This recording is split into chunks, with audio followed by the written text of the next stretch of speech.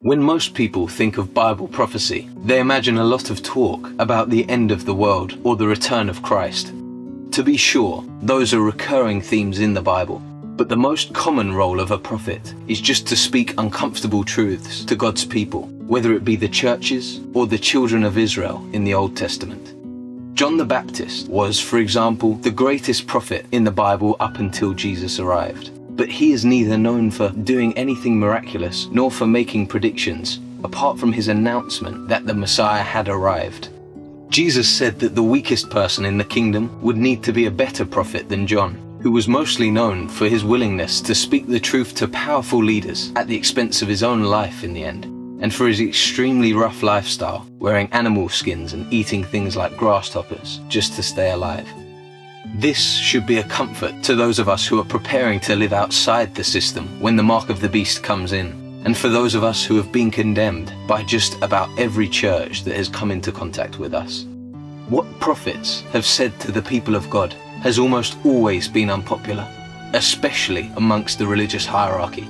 As a consequence, the religious establishment has almost universally rejected them, sometimes quite violently. Jesus was very clear about that. The crucifixion of Jesus is the most amazing illustration of that principle, where he was tortured to death just for having upset the religious status quo. It was the respectable religious establishment who had Jesus killed, and they mostly managed to do so secretly, using other people to do their dirty work, while they appeared to be highly respectable, nice people, like most religious leaders continue to do today. This channel is continuing to win enemies faster than we are winning supporters. But that is the way it must be in a world that has already almost universally rejected Jesus. We need to get used to it, and anyone who hopes to support us in what we are saying will need to get used to it too.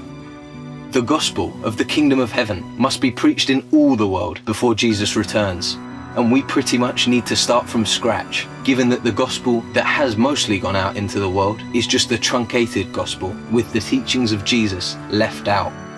As a consequence, it has become more or less just one more religious organization in a world full of religious organizations, all teaching respectability and all vying for greater control of the masses. There is almost nothing in what is being said by the mainstream that ever results in people studying the teachings of Jesus for ways to obey him. So let that be our job, no matter how unpopular it may appear to be. We must get the teachings of Jesus out to the world. And when we have succeeded in doing that, then the end can come. Amen.